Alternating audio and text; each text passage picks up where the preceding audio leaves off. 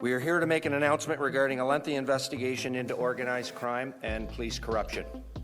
Earlier this month, police chiefs from Toronto and York Region dropped a bombshell.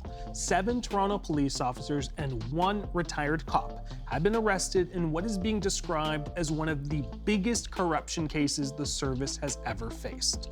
The investigation, called Project South, started when a veteran officer allegedly leaked the home address of a corrections officer to an accused drug trafficker. Police say that led to an attempted hit.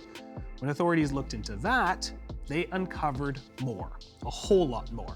Allegations involving guns, drugs, bribery, and obstruction of justice, among other things. Now the province's Inspector General of Policing has ordered an Ontario-wide review of police services and boards. So what exactly have officers been accused of? And what happens next? And zooming out, what does a scandal like this do to public trust? We check out an index that lists countries according to how corrupt their public sectors are perceived to be, and find out where Canada ranks and why. Welcome to The Rundown. Project South has led to criminal charges against multiple Toronto police officers and allegations of involvement with organized crime. So, what do we know so far? Jennifer Pagliaro is the Toronto Star's crime reporter and has been following this story closely, and she joins me in studio. How are you doing? Good, thanks so much for having me. There is a lot to uncover here. We are learning a bit more about the officers and the civilians involved. Give us the latest. So we just reported that some of the officers were involved in a little bit more detailed allegations from the police that one of them was involved with a civilian who's also charged as part of this project, helping advise her on how to install a GPS tracker on another woman's car. It allegedly damaged her car, and that woman also felt harassed when she was followed using this tracker.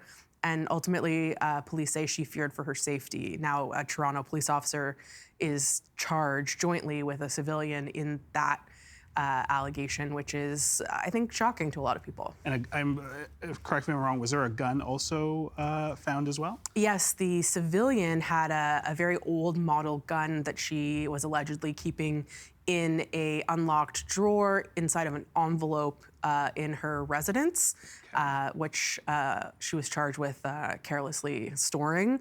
We're not sure how she got the gun, if the officer participated in helping her in any way. He's not charged with that, right. But of course concerning nonetheless. And there was another officer, something closely related to insurance fraud or something with a car. What do we know? Yeah, there's an officer who allegedly counseled one of his associates on how he could help have that car stolen so that person could claim an illegal insurance fraud on the stolen car, which would have been a setup, essentially.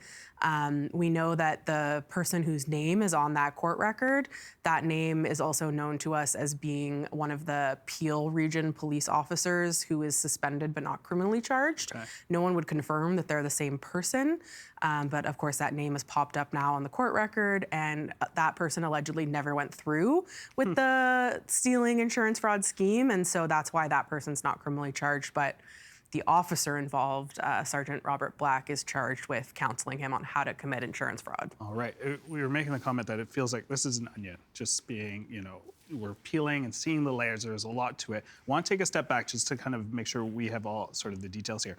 At the moment, how many officers have been charged and with what? If you can give us sort of some of the more extreme charges versus some of the lesser ones. Yeah, so 7 active duty Toronto police officers were charged, as well as 1 retired police officer.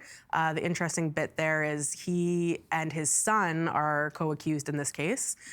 His son only has around 4 years on the force, and they're charged with a host of things. Some of the more serious charges is the officers are actually charged themselves in trafficking drugs, not just in aiding in that criminal activity, as well as accepting bribes and searching police databases, essentially leaking personal information that's on these confidential databases to known alleged criminals who were then disseminating it. And we know that that has led to a series of crimes, including the conspiracy to commit a murder against a Toronto jail official and also shooting various homes through the GTA.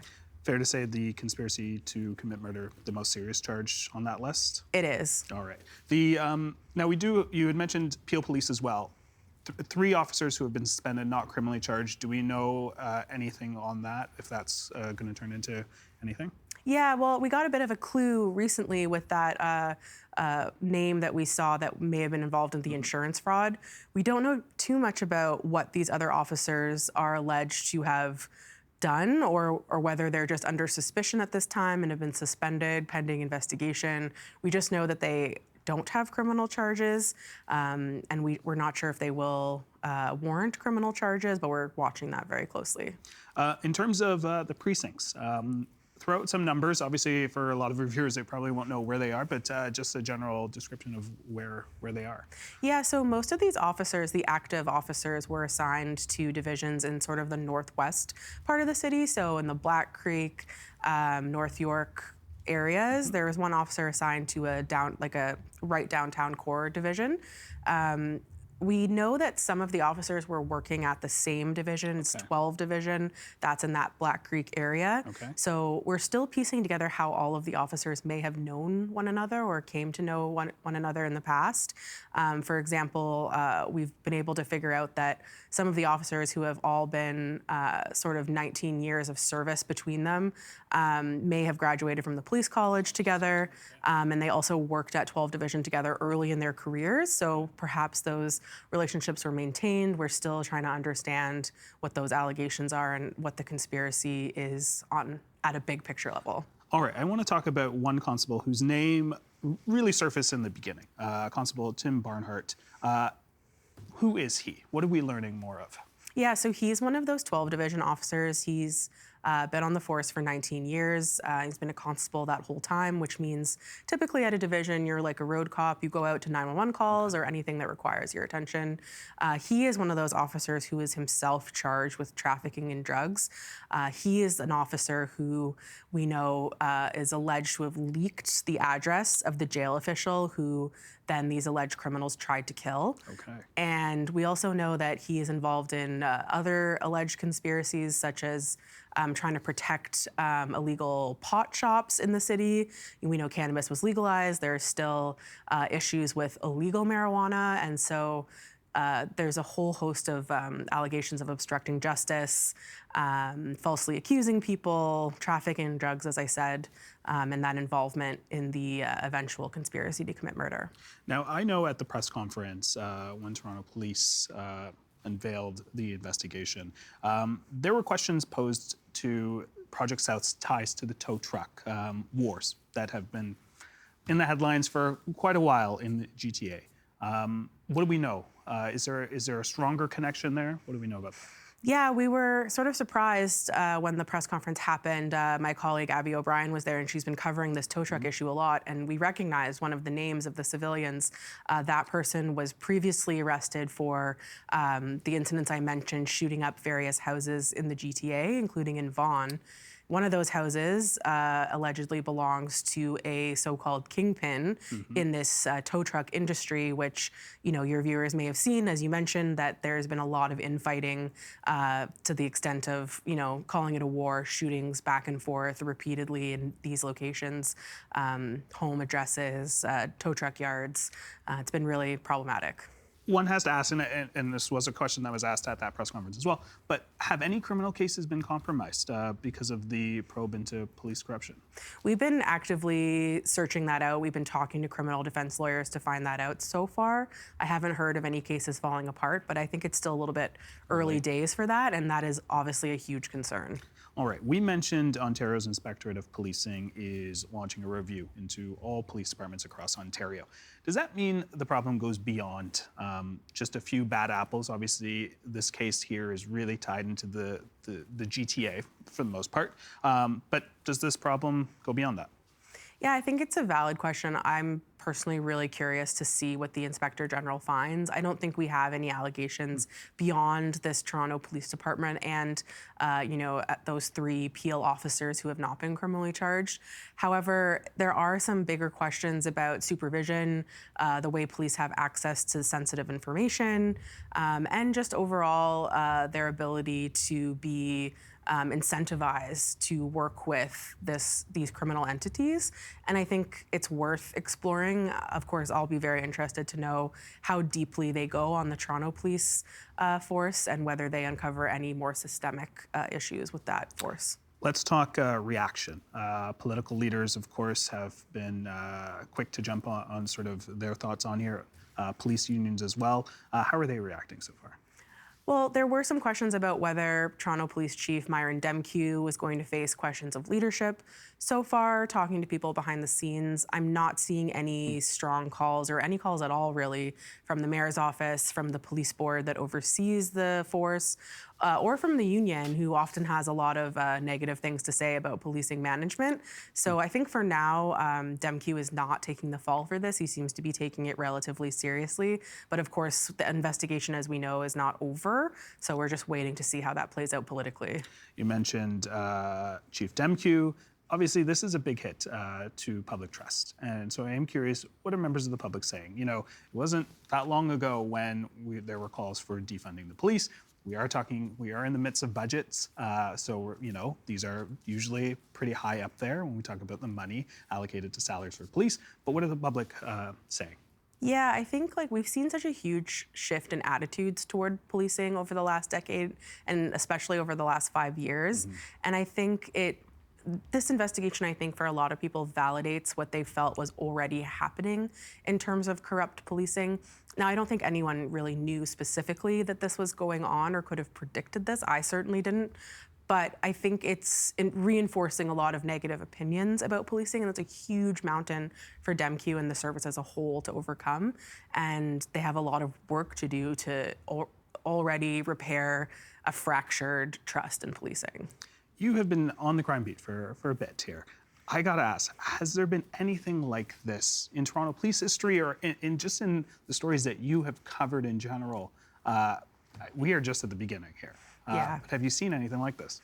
No, I honestly couldn't have imagined anything like this. You know, the night that we were starting to hear the initial rumors and then were able to confirm 7 officers accused as part of a massive York police investigation, it's just never happened. It's unprecedented. We're in uncharted territory, and we're still waiting to see how far this goes. I asked Chief Demkew if he expected more arrests of his members, and he said he didn't want to speculate on what the investigation would bring. So we're tuning in to see what happens next. All right, as will we. Jennifer, thank you very much. Really appreciate your time. Thank you so much for having me.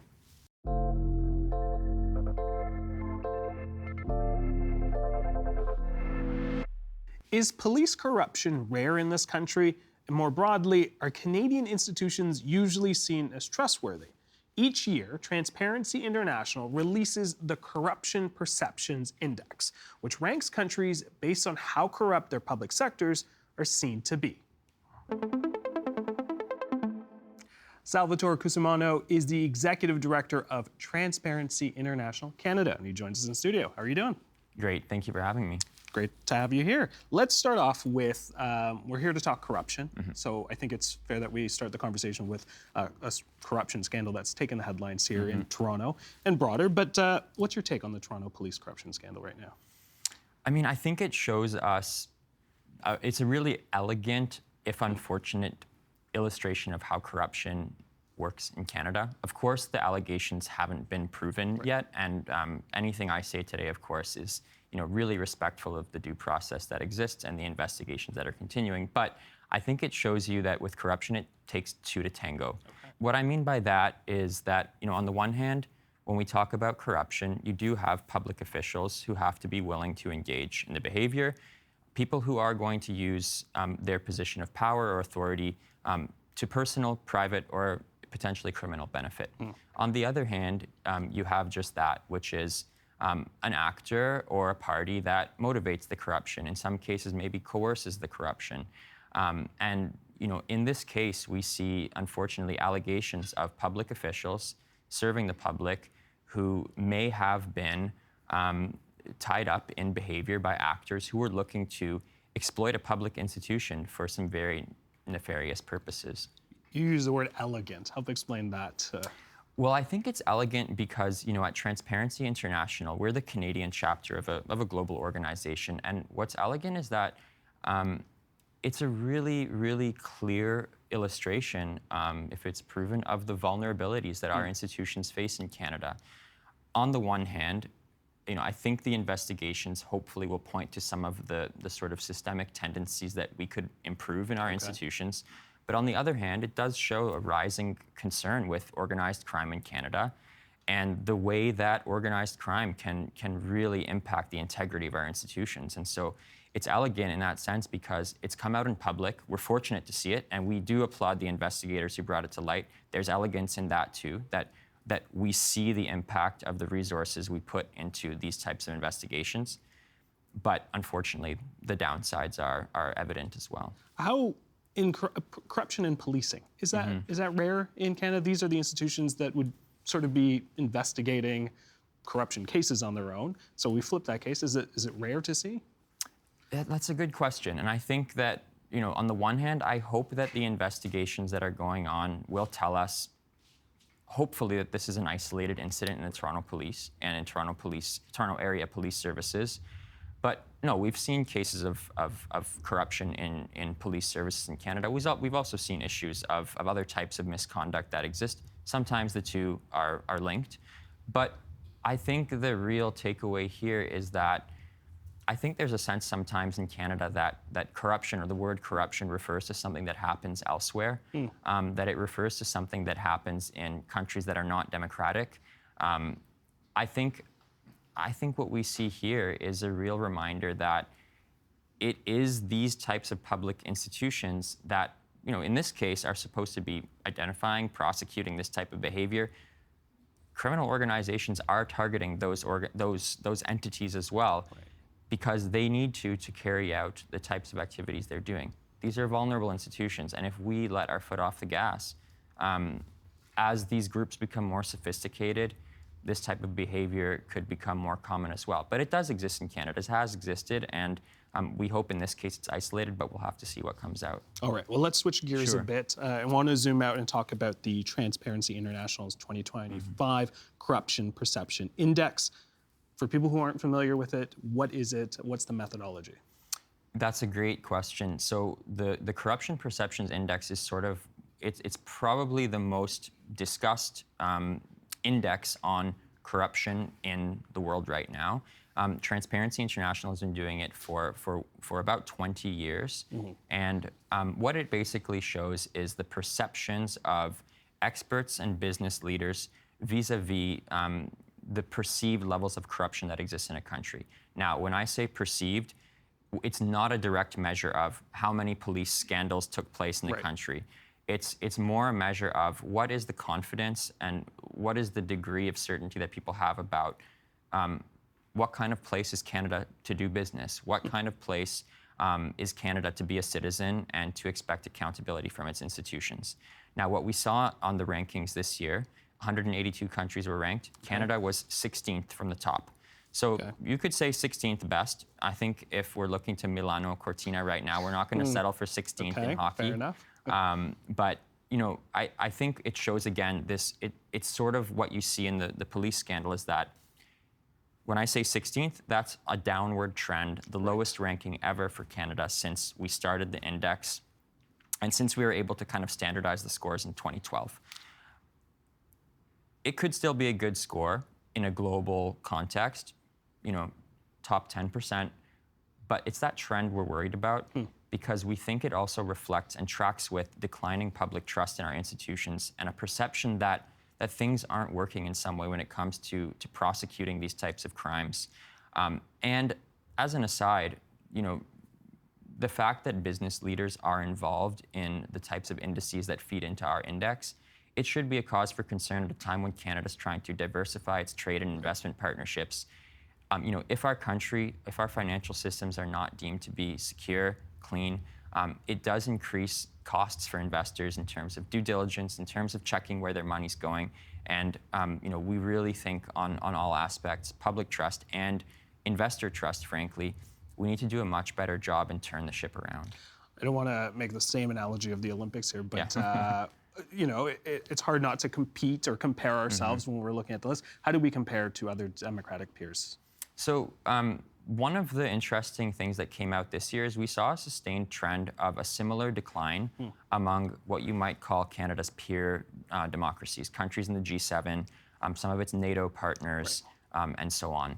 Now, again, on the one hand, you might be tempted to say, oh, well, what's happening here is not that exceptional. I think when you think back to, for example, what our Prime Minister talked about at the World Economic Forum, you do see, in a sense, a threat that exists across many countries, a similar trend of declining public trust that we hope doesn't signal something deeper about how democracy in general is performing. We believe that Canada can be a leader in this community of countries.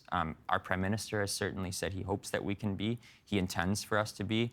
And I think this is one area where democracies really have to come together and identify what is it about our institutions that is not keeping the public trust, and how can we change that? When we look at sort of from that zoomed out perspective, from the global side, you talked about perception versus actual corruption. Can you give us some examples in terms of what a perception would look like versus actual when we look at maybe down that index when we get down to the bottom half of these countries?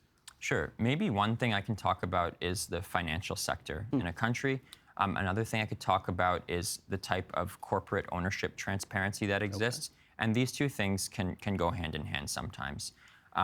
For example, one of the things that we can really see in the index coming through is what kind of confidence exists in who are people doing business with and where does money come from when it's flowing into Canada, through Canada and out of Canada.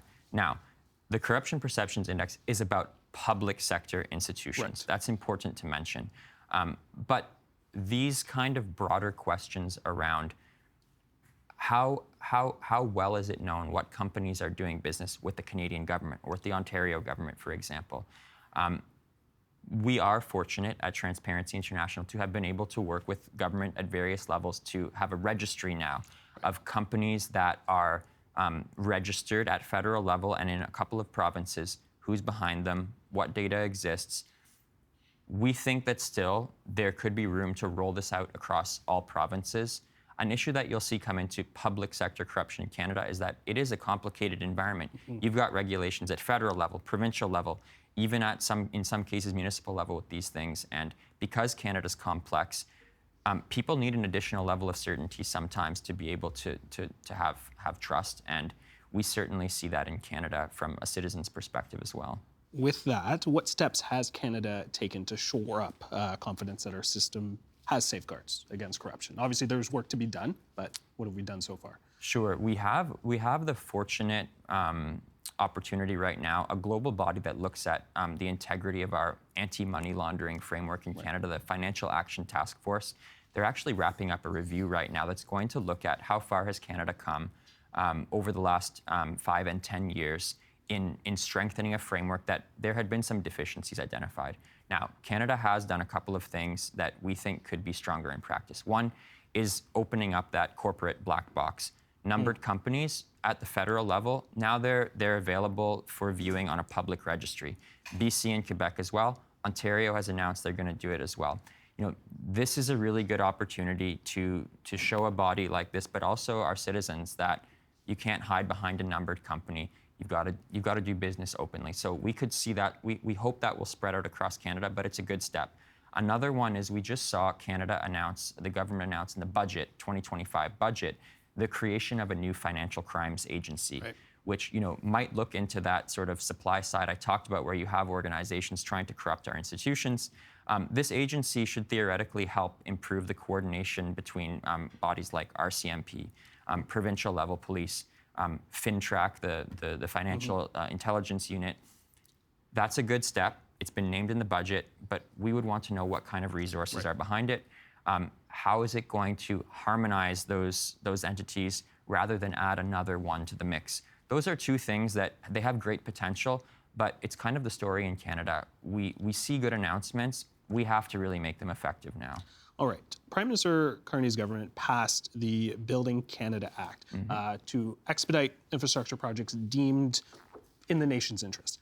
When we see expedite, we think things are going to speed up. There might be some things that are missing there. Are there any risks that this would create opportunity for corruption?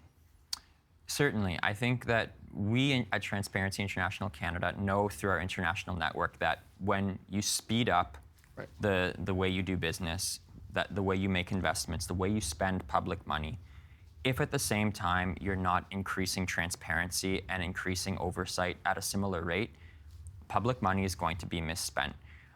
We could look at what happened during COVID, for example. I think that everybody knows some of the public misspending that took place. The name ArriveCan, while it should have been a source of pride for something that secured our country and improved our public health, it's now become an infamous name in terms of how our money is spent. That incident could be multiplied many, many times over if we don't manage this critical moment the right way. And so when we see the creation of things like, for example, a new defense investment agency, that can be a very good way of helping improve our country's defense. But we need to make sure that when you do create these kind of channels, that there is an opportunity to be open with the public as much as you can with something as sensitive as defense, about where the money is being spent, that it's being spent competitively, and that it is actually, at the end of the day, improving our defense, because that's the bottom line. If we spend money and it doesn't improve our defense, that will undermine public trust. Same goes with infrastructure and many other priorities. Very quickly, when we're talking about Canada, it's hard not to have a conversation about the U.S. as well. To some, the U.S. has been the world's policeman to some extent. How have they been doing at policing corruption under this administration? Well, they've announced the rollback of the enforcement of certain laws that were instrumental in bringing people to justice, both in the U.S. and abroad. Now, I think what we'll see, it's still early to tell, if you can imagine, a year in. We have seen so much, but on this front, I think it's still early to tell where it'll go. It's again a reminder that these things can be weaponized. It's a reminder that you don't want to make yourself a target. We need to be impeccable on all of these things. It's not just the potential of rolling back enforcement, it's the potential of using it in ways that suit pretexts. We have seen this administration use the justification of fentanyl flowing across the border into the U.S. as a reason to apply tariffs. It's just a call to say, whatever's happening south of us, there's so many things we can do to get better. Let's not give anyone a reason to point the finger.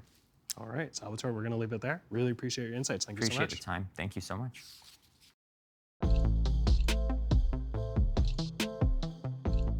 I'm Jan. Thanks for watching The Rundown. What do you like or not like about what we're doing so far? Send us your feedback at tvo.org/rundownfeedback or leave us a comment on YouTube. Until then, see you next week.